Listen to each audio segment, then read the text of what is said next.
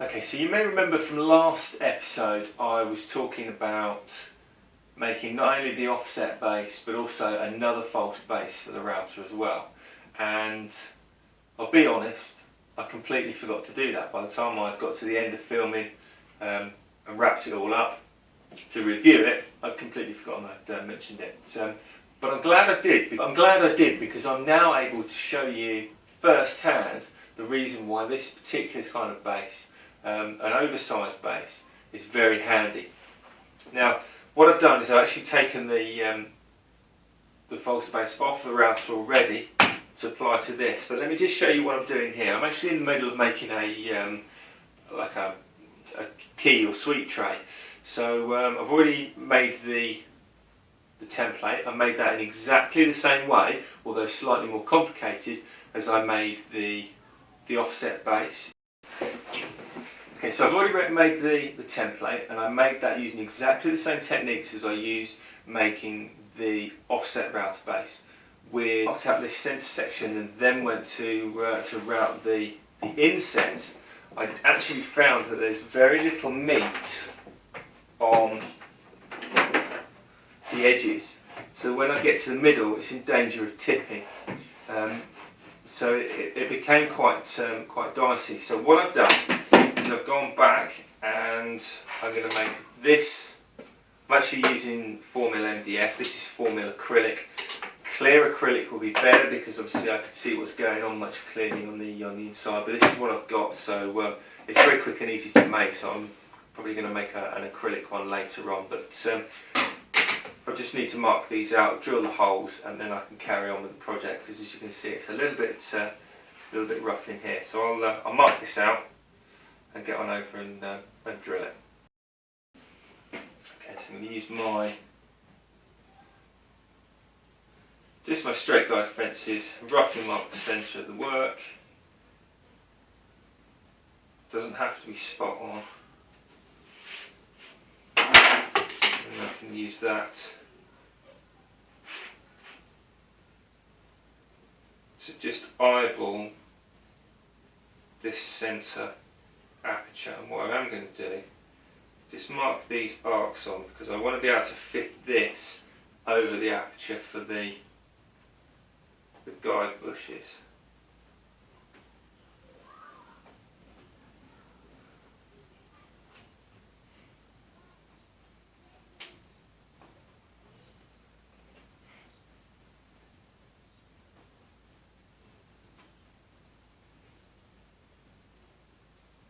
So that's those holes.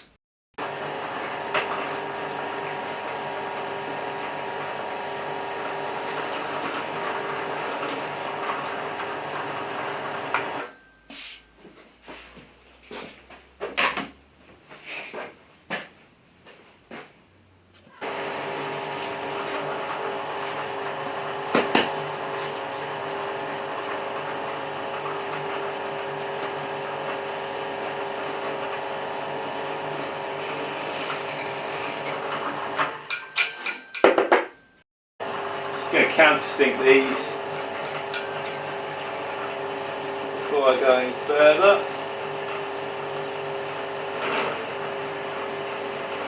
It's a moment of truth then. Where are those itty bitty screws? 3, 4. It's always the hardest bit.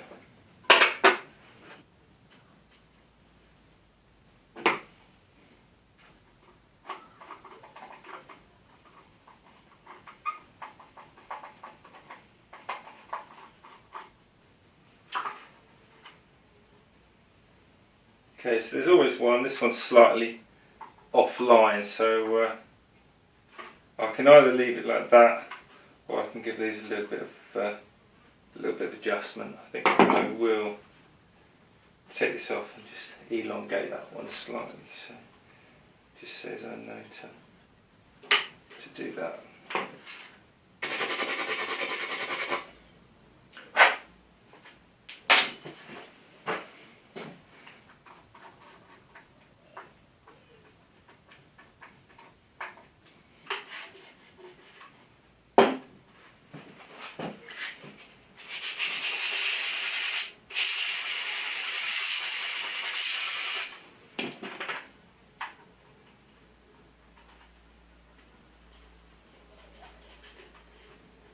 That's going to give me much more support for this aperture. It's going to be a bit more. Okay, so that's the base plate fixed on the original sub base, plunge base, and these are countersunk below the surface, which is good enough. 2 holes for my accessory mounting bolts are all lined up. Just need to now measure the diameter of the guide bush, cut an opening big enough, and I'm going to use my small circle cutting jig for that. Before I fix my small router jig on, I'm just going to double check the aperture size. Now obviously I could just measure the diameter of the guide bush, but looking on here, I've got these additional screws for attaching the dust extraction port. And what I want to be able to do is take that off as well if I need to at a later date. So what I'm going to do is I'm actually going to measure the aperture big enough to go over that as well. So that's going to be big enough to open up those holes. That's my measurement. And then double check against my measurements. You see I need to come out just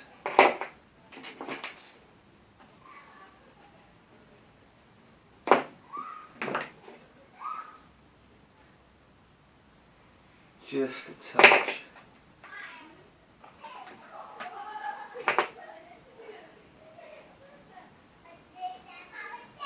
That's perfect. Now I can just pinch these down.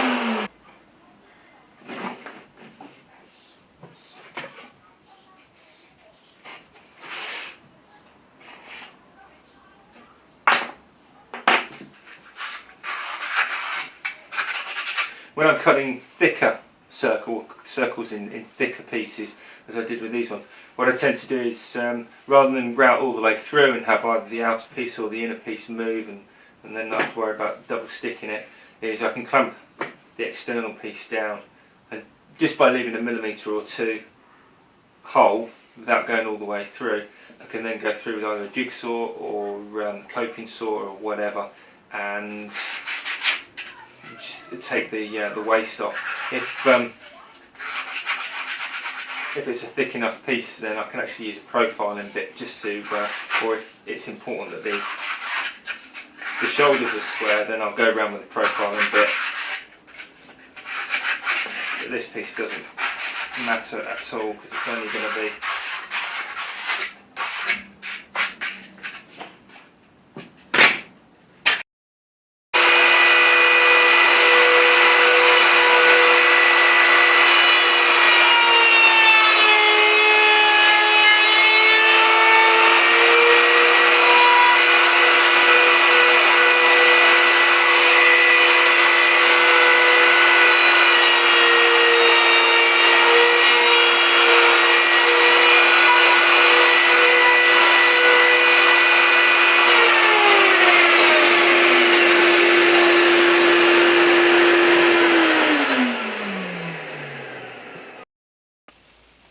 that's the router base all done now.